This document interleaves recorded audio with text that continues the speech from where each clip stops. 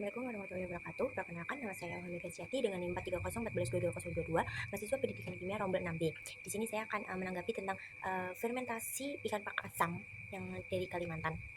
Bagaimana proses fermentasi itu akan menjadikan ikan pakasamnya itu akan menjadi asam. Hal ini dikarenakan secara ilmiah fermentasi itu terjadi karena aktivitas mikroorganisme yaitu bakteri asam laktat yang ketika ikan itu dicampur dengan karbohidrat, tadi ibunya menggunakan beras yang digoreng hingga kecoklatan, itu bakteri itu akan memecah karbohidrat itu menjadi asam laktat, dan asam laktat ini yang akan menyebabkan ikan pakasamnya itu akan menjadi asam seiringnya proses fermentasi.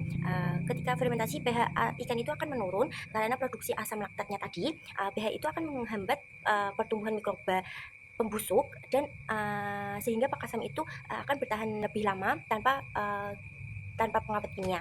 Dari segi gizinya sendiri, perubahan protein itu bisa terjadi karena protein itu akan dipecah menjadi peptida dan asam amino bebas yang akan mengakibatkan ikan kasam itu menjadi lembut, gurih, dan asam amino bebas itu mudah diserap oleh tubuh.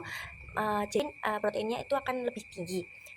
Tapi fermentasi itu akan harus dilakukan secara higienis, memperhatikan kebersihannya supaya kualitas gizinya tetap terjaga.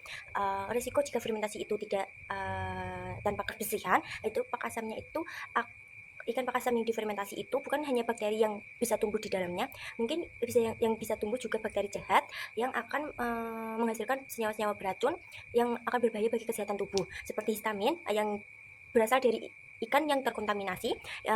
Efeknya bagi tubuh itu bisa mual dan sakit kepala. Lalu saat fermentasi itu gagal atau tanpa kebersihan, itu akan membuat fermentasi itu akan berbau busuk dan rasanya itu terlalu masam. Hal ini mungkin dikarenakan amonia dan indol yang berasal dari proses pembusukan protein. Lalu bahkan bisa muncul bakteri Clostridium botulinum saat fermentasi itu terkontaminasi udara luar atau tidak kedap udara.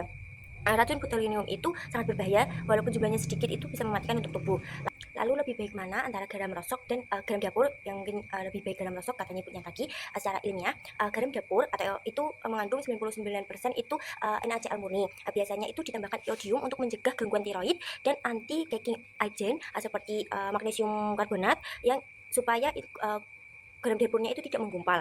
Tapi saat dalam konteks fermentasinya itu, jika terlalu banyak garam dapur yang digunakan, itu akan menciptakan tekanan osmotik yang sangat tinggi, dan akibatnya bukan hanya bakteri jahat yang terhambat untuk berkembang, tetapi bakteri asam laktat yang baik tadi itu juga ikut terhambat berkembang. Dan karena ion natrium terlalu banyak itu akan membuat ikan pakasamnya itu menjadi pahit, asin, yang tidak terlalu enak untuk dikonsumsi.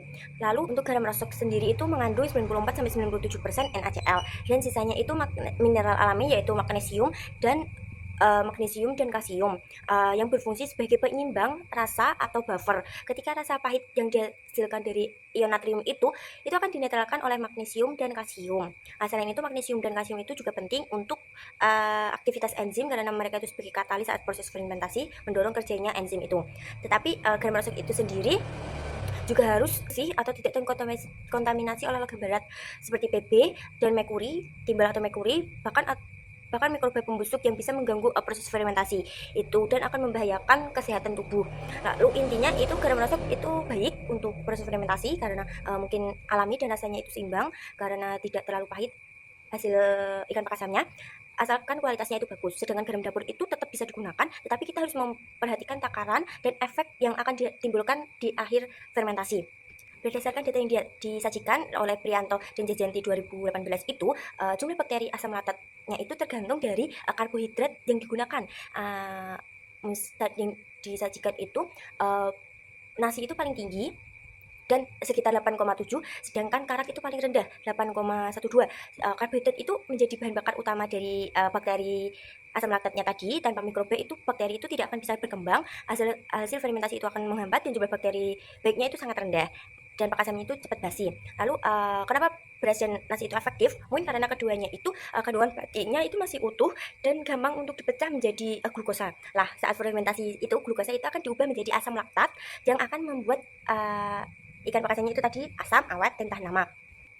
Sedangkan karak dan aking itu masih bisa digunakan, tapi mereka itu kan sudah melalui proses pemanasan dan pengeringan. Mungkin karbohidrat di dalamnya itu aksesnya itu sulit untuk diambil oleh bakteri dan menyebabkan bakteri asam laktatnya itu sedikit yang berkembang.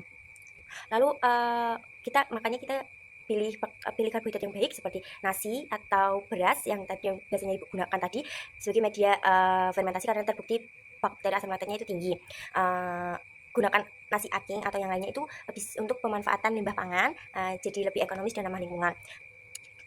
Supaya fermentasi pakasannya itu optimal dan gizinya itu tetap terjaga, mungkin kita bisa memakai sumber karbohidrat yang baik seperti nasi dan beras, lalu takaran antara garam dan ikan dan karbohidrat itu harus pas, dan gunakan garam rosok tadi saat proses fermentasi karena terbukti sangat baik, tidak menimbulkan rasa yang pahit dan itu alami, fermentasi alami dan seimbang. Dan jangan lupa memperhatikan kebersihannya supaya tidak bertumbuh mikroba jahat lainnya, dan harus kedap udara supaya hasilnya itu lebih baik, aman, dan ikannya itu tetap lembut, tahan lama, dan asamnya itu pas.